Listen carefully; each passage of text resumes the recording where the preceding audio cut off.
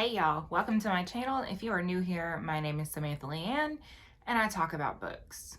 Today we're talking about May, and usually at the very beginning of the video I have like all of these stats for you guys. I've got how many books, how many pages, how many hours, genre breakdown, star breakdown, and you know what? I have none of those things this month. I can tell you that I read 10 books. That's all I can tell you. I can't tell you a genre breakdown. It was I think it was horror heavy. That's the majority of my reading, if we're being completely honest. So yeah, I have none, nothing, none of the things. That's okay though. Because let's be real, I doubt that y'all care as much about the stats as I do.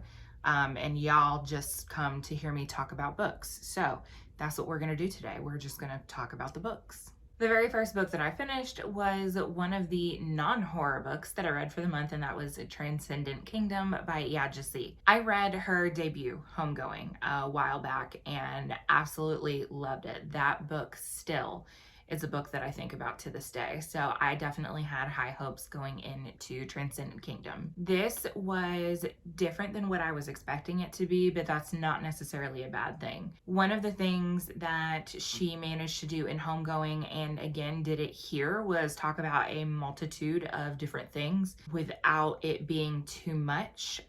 It was very nuanced in a lot of different ways, but some of the things that she discusses in this book are race, religion, cultural identity, familial relationships, addiction, depression, all of those things. And she does it again in a way that is very quiet and very introspective. It was one of those books that is told from the perspective of our main character, entirely from her inner thoughts. It's a lot of introspection. There's not a whole hell of a lot of character dialogue. It's a lot of her recounting things that have happened, and kind of discussing how those things have affected her. So if you're looking for something that is like very engaging in terms of plot, this won't be the book for you. But I got to the end of it, and just because of some of the things that I have experienced in my own life and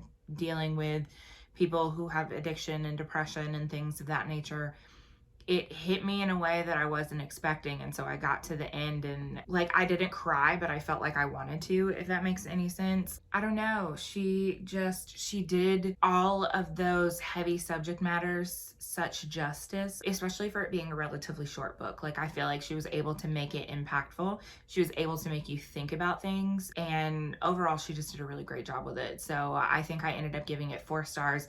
I took off a star simply because of what I previously mentioned, talking about how it does kind of meander just a little bit, and there were 1 or 2 points where it did get a little bit lost, but overall I thought that it was great and I would definitely recommend. After that, I wanted something a little bit more fast-paced, and so I picked up A Good Marriage by Caitlin McCrate, whatever. I was expecting this to be a standard thriller, and it was a standard thriller, but it was well done. It wasn't too over the top, and it wasn't anything that was too predictable. I was kind of surprised with the way that it came together, and I also enjoyed the way that it came together. When it comes to thrillers, dual points of view is something that I tend to really enjoy, simply because you have 2 narrators. Typically they're unreliable. Who is telling the truth? What is going on?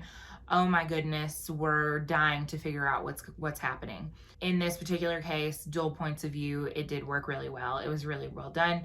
Told from the perspective of a lawyer who is trying to help an old friend after his wife has been murdered, dispersed with diary entries of the murdered wife. And so we're left trying to figure out what is actually happening. Like, who is actually the unreliable person here? One of the things that I did really enjoy was the fact that this is a thriller that did not rely on a mental health diagnosis for the plot twist or the reveal or what have you. It relied on trauma, sure, but it wasn't this person's schizophrenic and that's what's happening. Like, it wasn't anything like that. And we see that so often in thrillers, the whole, like, this person is severely mentally ill and that's why they're doing what they're doing. And this looked different, and I did really appreciate that. I thought that the message that they were trying to give, it being a good message on marriage and the secrets that we keep, and how the secrets that we keep from our marriage can not only destroy our marriage but the lives of people around us. And it was also a really good lesson on the vulnerability of our information online. It did keep me guessing for the most part on how it was going to come together. So, you know, like a book that can do that, like, I appreciate it. It wasn't anything like groundbreaking, honestly, but when we're talking about like if it was entertaining, yeah, it was entertaining. Like, if you're looking for just a standard thriller, like, I feel like this would be a good beach read. Like, there are aspects of it that are heavy, but it's not like crazy heavy. But like, if you're into thrillers and just wanted something like quick and easy to read, I feel like this would be a good choice for that. So I think I gave it 4 stars, like 3.5, 4 stars, somewhere in that vicinity. Next, I went a historical fiction route, and I picked up Waiting. This is one of those authors that I have 3 or 4 books on my shelves by this author and have never picked one up until now, and so I didn't really know what to expect going into it. The writing style is very clean. It's very concise. There's nothing flowery about it, but I think that it works well for the story that it is telling and the time period in which it is set. This takes place during the Cultural Revolution in China, and our main character is a soldier in the Chinese army. He has a wife back home in his home village, and he also has a woman that he is involved with at the like military base that he lives on. The mistress or girlfriend, she's not a mistress because there is no sexual relationship. I guess girlfriend, she has been pressuring him for so long to get a divorce, because she wants to be together. She's giving up the best years of her life to wait for him. One of the reasons it's called Waiting, but he's having a really hard time separating himself from the wife who is in the village because she is not beautiful. She has given him a daughter. There's nothing actually wrong with her. She is a good woman who does exactly what is asked of her. And so he feels very conflicted about the aspect of it. At its core, I feel like it's a story about love and about being in love and knowing your own heart, because it takes place in a society where there is no individuality. I ended up giving this book 4 stars, and the reason that I gave it 4 stars was because the ending was so abrupt. I'm just, reading along, and all of a sudden I'm on the last page and I'm like, nothing, literally not a thing has been resolved. Like, I feel like I need to know more about these people's lives. Like, where do they go from here? Like, what's going to happen? And I was really surprised because the length of the book is very short. I was really surprised that I felt that way, but again, the ending was just so abrupt that it didn't even feel like a true ending. And I think that that's the thing that I struggled the most with about this book. But overall, it was really good. I believe I've got at least 3 more books by this author that I'm really looking forward to after that one. So I would recommend. Next, I picked up Moon of the Crusted Snow. This was a buddy read with Amanda from A Beautiful Bookworm. I will link their channel in the down bar below. I have so many mixed feelings about this book.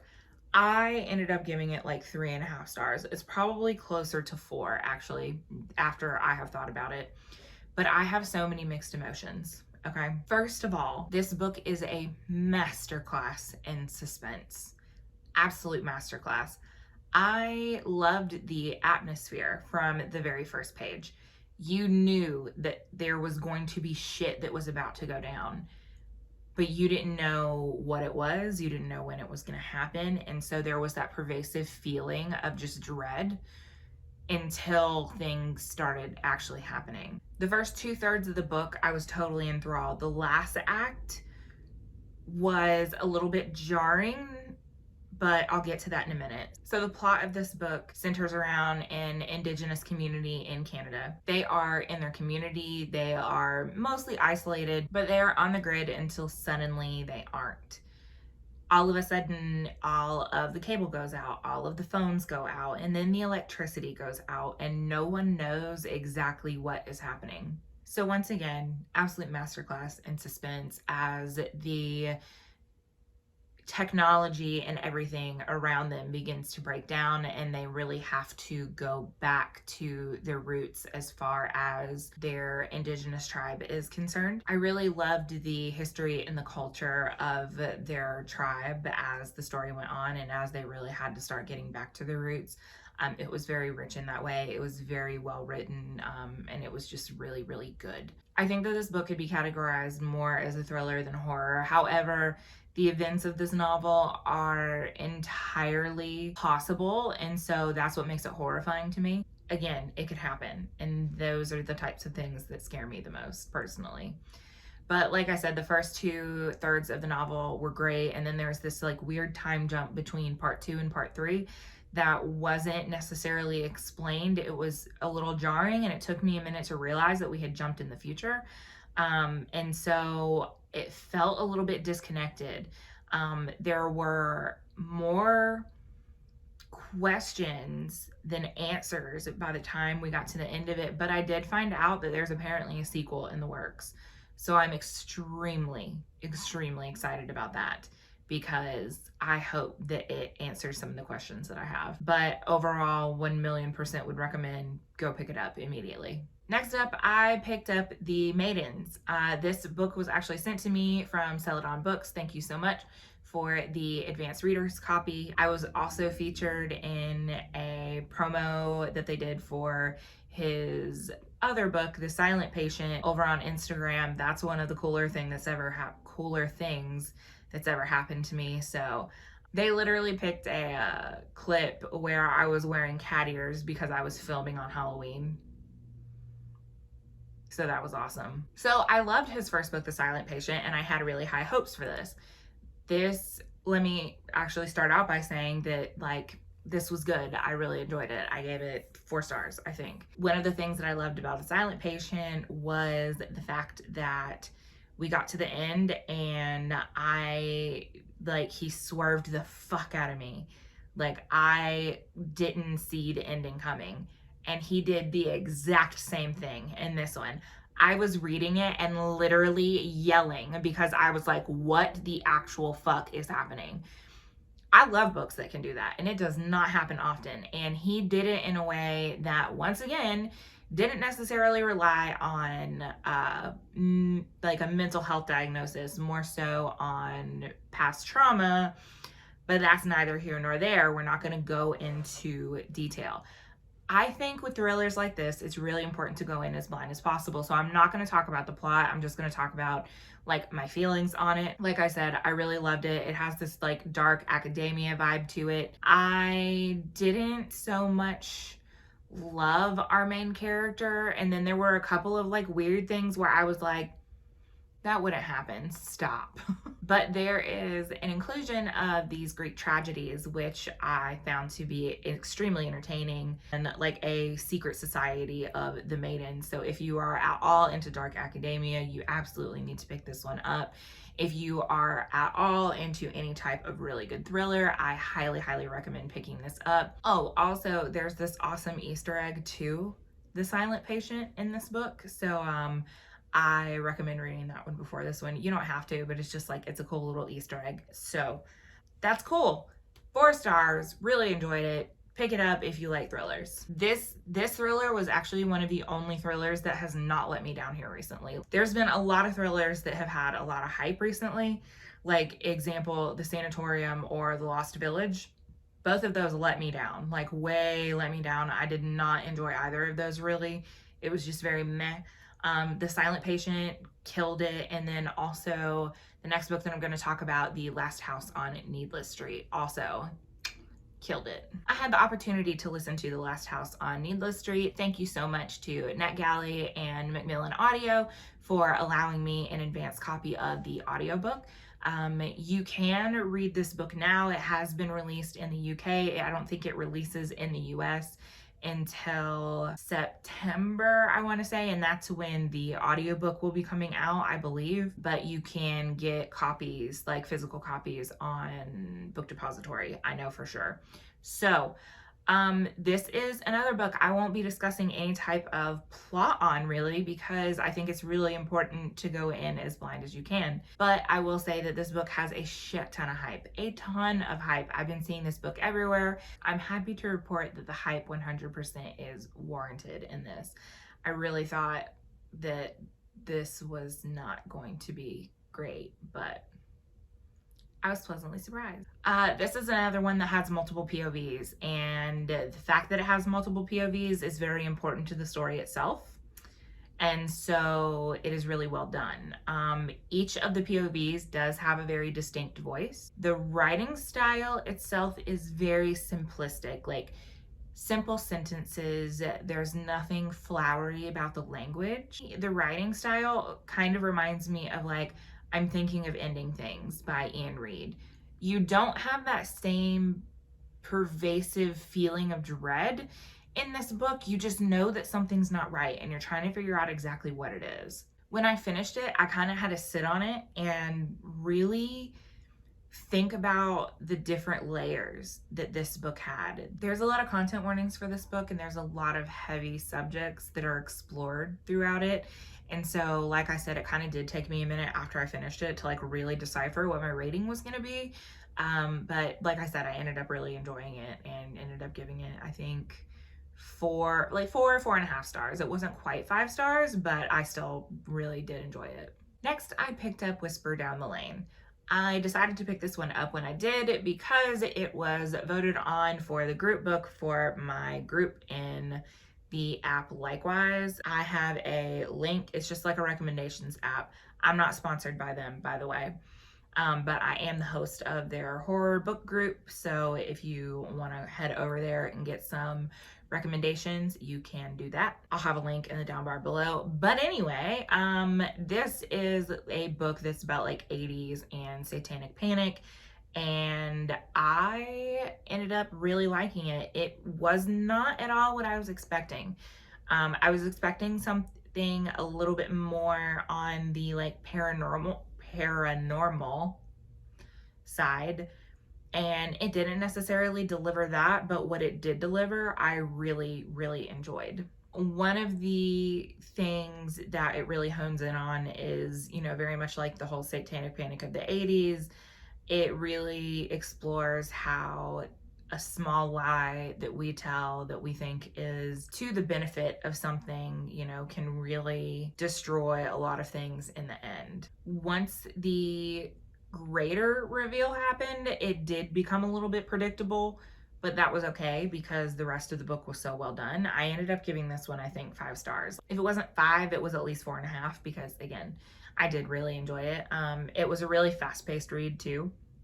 So I blew through it in like, I think 2 days, like 2 different sittings. So definitely recommend. Next was another galley from NetGalley and Macmillan Audio, Madam by Phoebe Wynn. This was another dark academia book. It was supposed to be a thriller. I was not thrilled. I gave this book 2 stars. I was extremely disappointed by it, unfortunately. If you like dark academia, I would still recommend giving this a shot. I think that whole subgenre is very hit or miss for me. This is the story of a young woman who gets a dream job of teaching at this school. However, this school is not exactly everything that it seems like it's supposed to be. First of all, her mother is in very bad health, and it's just like her and her mom after her dad had passed away. When she gets this job at this school, the school's like, oh, we're gonna take care of your mom. Like, that's part of working here. We're gonna take care of your mom. And she's like, oh my God, this is amazing. I love that. So wouldn't you think if your mother was in the care of this school that you're working for, that you would have just a little bit more of a sense of self-preservation? Because she makes some incredibly stupid decisions. Like, there are points where she's realizing the things that are happening and she's just absolutely losing her shit. absolutely fucking losing it. And it's just like, girl, I need you to take a couple deep breaths and I need you to calm down because your goal is to get the fuck out of there. Like, you're literally making it so that you're becoming a target and it's stressing me out. Like, I cannot stand it whenever characters make stupid decisions like that. Like, it's one thing if they are meant to be stupid, hateable characters. Example being, the first example that comes to mind every time I talk about that is the Ruins. The stupid college kids in the Ruins are written to be stupid college kids. They're meant to be hateable. You were supposed to sympathize with your main character in this book, and I couldn't. She just kept making dumb decisions. She kept doing stupid shit. And again, I was less than thrilled. The book itself was long, it meandered. The best part of the book was the inclusion of the different women in mythology, because basically this school is like anti-feminist and the main character is a feminist. And so she uses these feminist examples of, you know, women from Greek mythology or Greek history, Roman history, to make the girls see that they're more than just wives, or they can be more than just wives. But all of that said, like, I did not enjoy it. There was like some really gross stuff that happened and I just kind of hated it. The more I talk about it, the more I really, really didn't like it. It was not good. I don't recommend. I say I don't recommend, but if you like Dark Academia, give it a shot. Maybe you'll like it more than I did. It just wasn't my cup of tea. Sorry. And I picked up another galley from Macmillan Audio. Can you tell I got auto-approved by Macmillan Audio on NetGalley? But this is my only true crime of the month, and it's Couple Found Slain. I was expecting a book that focused more so on the crimes of the individual. However, the actual like discussion of the crimes of the individual, and I can't even remember his name now, so that tells you something. I was expecting like it more to focus on that, and it did talk about that in the very beginning, and then he like turns himself in and he is institutionalized, and it actually ends up being more about him being institutionalized and what that looked like than him as a person and like his own psychological well-being. And it was just not like, it was very interesting, don't get me wrong. I'm glad that I listened to it on audio. I don't think that I could have ever actually physically read it, which tends to be the case for me with true crime anyway. But it was like 3 stars. It wasn't the best, it wasn't the worst. I can't say, oh my god, run out and go get it, but I also can't say totally skip it either. So, and next comes my other disappointing book of the month, and that was John Dies at the End by David Wong. I don't know what I expected from this book. In all honesty, I'm fairly certain it was made into a film. I was not the intended audience for this book. The concept itself and the whole like cosmic horror type vibe that it gave off was interesting. However, everything else about it sucked, okay? The characters were terrible, the 2 main characters. It was full of dick jokes and sex jokes and shit jokes, and I just was not amused. I had gone through and I read some Goodreads reviews and they're like, oh, this book made me laugh out loud. And I'm like, then you have poor humor. Let me not say that. Let me not say that you have poor humor. To each their own, but this was not my type of humor. I also really hated that it was a book with a bunch of fucking dick jokes in it, and then the 2 women that were in this book, one was in it for like 5 seconds, and the other one was like the most one-dimensional woman I have ever seen in a book ever. It was basically a woman for the sake of having a woman to like help further the plot. It was just bad. I hated it, in all honesty. It took me forever to read that book because I didn't want to finish it, and I'm a completionist. Like, I have to finish books. But y'all, I did not like it. I immediately got rid of it. I could not do it. Nope. Do not recommend. I immediately went from that book to The Saturday Night Ghost Club by Craig Davidson. If you are not familiar, Nick Cutter is actually one of Craig Davidson's aliases. So The Troop, The Deep, Little Heaven, I think. Anyway, all of those, same author. I could see them being the same author, but this book was very, very different. And I fucking loved it. 5 fucking stars. It is very, very short, so there's that. It basically follows a younger boy and his friend and his uncle, who's like a weird guy who owns an oddity shop. They create this club called the Saturday Night Ghost Club, and at various points they go to various different areas in the town and, you know, like talk about like ghost sightings and, you know, that sort of thing. It is very much a coming of age story, and the paranormal and the horror elements in this are kept to a minimum. I've heard it compared to like very similar to like A Boy's Life. I cannot speak to the validity of that because I've not read A Boy's Life, but it did kind of remind me a little bit of Stand By Me, just in the whole like coming of age aspect. I will say this, when the story actually like climaxed and we kind of learned exactly what was happening, I had a reaction that I was not expecting. Like, it actually ripped my fucking heart out. It ripped my heart out entirely. I cried when I was reading it, and then I was telling my husband about it, and I cried again while I was telling him about it, and I have tears in my eyes right now while I'm thinking about it. And the last book that I can remember that made me have a reaction like that was The Heart's Invisible Furies, which I will not recommend because the author is a fucking asshole, but that's the last book that actually like gave me a reaction like that. It just absolutely tore me to shreds, and it was so good. So good. I've seen people DNF it. I've seen people say that it wasn't very good, but for me, like, it worked for me so well, and I loved it. Hands down the best book that I read all month. So recommend, 100% recommend. You're not losing out on much. It's very short. Like, please read it. It's so good. All right, you guys, that is the 11 books that I read for the month of May. Have you read any of them? Comment down below. Let me know what you thought of them. Did you love them? Did you hate them? Did you like any of the books that I hated? Because I had several this month. I think that I had 3 this month that really didn't work for me. Maybe. I know it was at least 2. I'm such a mood reader that I tend to go for the things that I know I'm going to love. So me reading books that I don't like does not happen very often. So the fact that I had 2 in 1 month, like, I was a little bit shocked by that. But anyway, that's that. So comment down below. Let me know what you think of any of these books. As always, if you like what you see and you want to see more, you can click thumbs up. You can hit subscribe if you haven't already.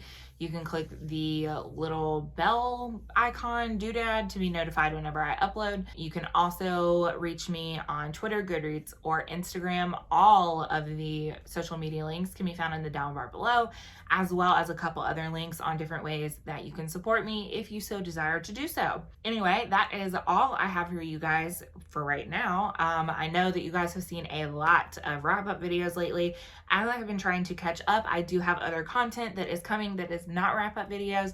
So I have some recommendations. I have some King Chronicles that's coming up, so be on the lookout for that. And that is all I have for you guys, and I will see you all next time. Bye.